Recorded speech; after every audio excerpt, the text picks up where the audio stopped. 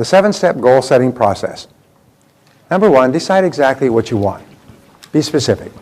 This is really important. Decide exactly what you want and be specific. It has to be so clear a child could understand it. Second of all, write it down and make it measurable. A goal that is not in writing is not a goal at all. In fact, if you were just to do number 1, number 2, and number 3, set a deadline and set sub-deadlines if necessary. Basic rule is that there are no unrealistic goals, there are merely unrealistic timelines, unrealistic deadlines. So if you set a goal and you don't achieve it by the deadline, what do? Set another deadline. Just move it back. Obviously, you misjudged. Remember, it's just a guesstimate of when you can achieve the goal. However, with a deadline, half the time you'll achieve it before the deadline. Always when I write down a goal, which I do every day, I say I achieved this goal by this date. So in other words, it's achieved anywhere between now and then. I don't say at the date, but by this date or before this date. But by is my favorite word. I achieve it by June 30th, 2011. I achieve it by December 31st, 2011. Achieve this goal by. And if all you did was this, decide what you want, write it down, and set a deadline, it will change your life forever. I've had people who've just staggered at the difference it made in their lives to write these goals down and just set a deadline on them. But that's not enough. Number 4 is to determine the obstacles that you'll have to overcome to achieve the goal. Remember, the question that we ask is, why aren't you already at the goal? If you want to earn twice as much, why aren't you already earning twice as much?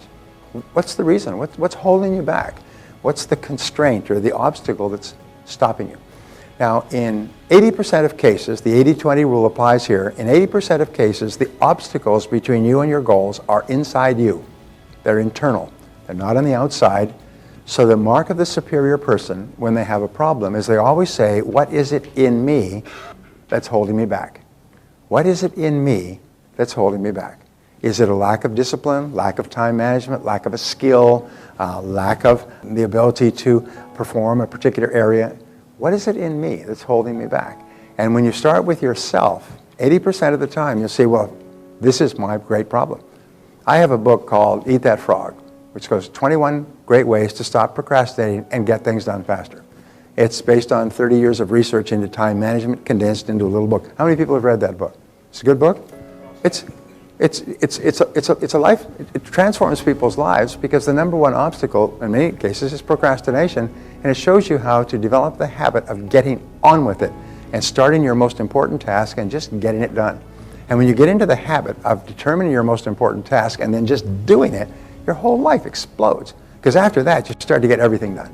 And you start to get more and more done. And not only that, you feel happy. As you do important tasks, you feel happy, your self-esteem goes up, you have more energy, your self-confidence goes up, you're motivated to do more things. So one little problem, procrastinating. People say, well, it's procrastination is what holds me back.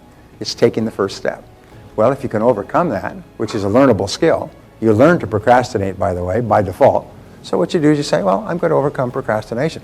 And don't say, I'm going to do it tomorrow or next week. I'm going to take a year, and by the end of the year, I'm going to be one of the best time managers and result getters in the world. Just give yourself a year and work on it every day. And I can promise you, 3, 6, 9, 12 months from now, you're going to be a production powerhouse. You're going to be the most productive person in your industry. You're going to be getting so much done. So determine the obstacles. Now, the next is determine the additional knowledge and skills that you will require. Remember, to achieve a goal that you've never achieved before, you will have to develop skills that you've never had before. You'll have to do things that you've never done before. So what are they?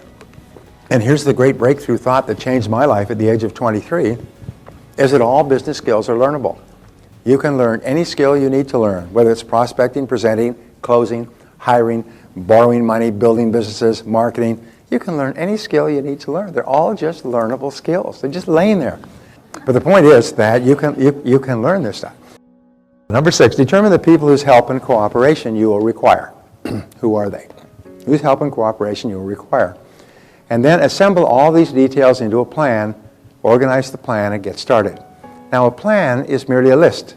It's a list of everything that you can think of that you could possibly do to achieve the goal. And then you organize the list by priority, what should you do first, and sequence, what should you do second. I had a gentleman in my course in Sydney, Australia, and he had started off a business when he was about 20, 21. He worked his head off for 7 or 8 years. He's now 28, 29. He had a very successful business. But now he realized his whole childhood was gone. All of his friends had gone off and traveled around the world and so on. And he wanted to travel. I mean, he wanted to go to Europe and he wanted to visit Paris. And he had a good business. He'd been trying to sell his business for 2 years. And I said to him, he said, tell me, what can I do? How can I sell my business? I said, well, have you ever read a book on how to sell a business? He said, are there books on this subject? I said, of course, there's thousands and thousands of businesses that are sold every year, and there's experts who help people buy and sell business, and they've written books on it. As a matter of fact, any bookstore has a section in the business section on small businesses, and one of the subjects is how to buy or sell a business.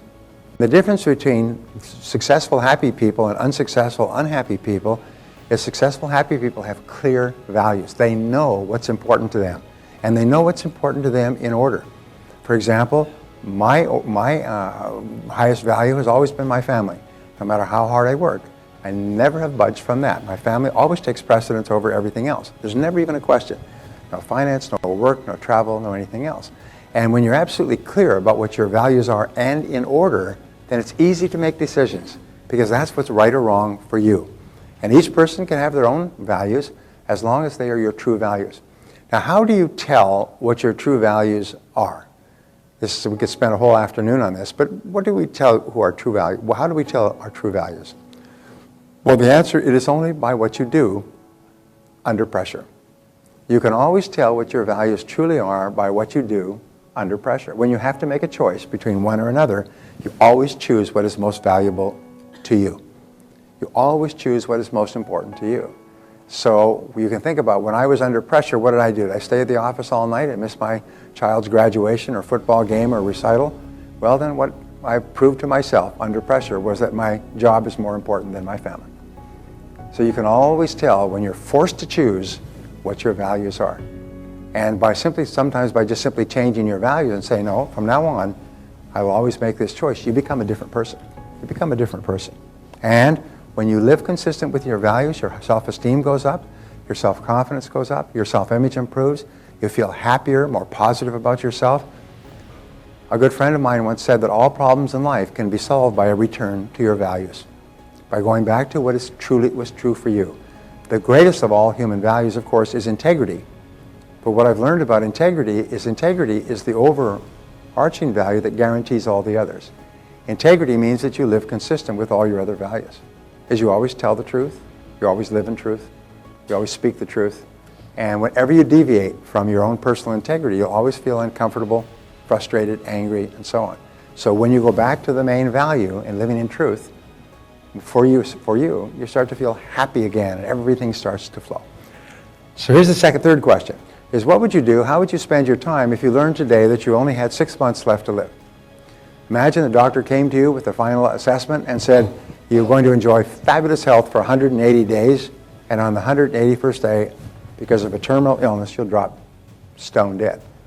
What would you do in your last 5 or 6 months? What would you spend your time on if you only had 6 months left to live? Now this is another values question. This question asks you what is really important to you in life. And you know the old joke is nobody in answering that question would write down, I'd like to spend more time at the office. When you answer this question, there's not a single material goal that appears. No money, no cars, no homes, nothing. When you write the answer to this question, they all have to do with your relationships and with your spiritual development. They have to do with the people that you care about and care about the most. And so it's really important that you be clear that if you only had 6 months to live, what would you do? And I ask these questions of myself all the time, and then I just make sure that I'm living my life in harmony with what my answers are. I'm not going to take a chance of a plane flying into a mountain and saying, darn, I wish I'd known this was going to happen so I could have spent my time differently. So it's really important. And then integrity requires that you live consistent with what you would do if you only had 6 months left to live. And this brings us to question number 4, is imagine you won $20 million tax-free, and at the same time you found that you only had 10 years left to live. This is a great question that comes from Stanford University, by the way, is what would you change or do differently for your last 10 years? Let's say you had to work at something. You couldn't just go and sit and loll around. You had to be busy at something. How would you spend your last 10 years? If you had $20 million, go ahead, write the first 3 things you can think of. Now here's the point. is this question simply asks is what would you do if you had no fear of failure at all? If you had all the money you needed, so you had no fear of failure at all, you could do anything you want. Many people will write down, I'd quit my job so fast they wouldn't even see me leaving. I mean, and what that means is that you're in the wrong job. If you would quit your current job if you had enough money, which many people would do, it means that you're actually wasting your life. As you're actually stuck in there, and you're probably stuck in there because you don't have enough financial reserves. And so you're caught in a bind, if you're caught in a vice, doing something you dislike because you can't afford to leave it. So when you ask this question, it'll tell you what you really should be doing with your life. You'd start a business, you'd run for public office, you would travel, you'd do things for your family. What would you do if you had $20 million? And that will tell you what you would do if you had no fear of failure at all. It's a great question to ask.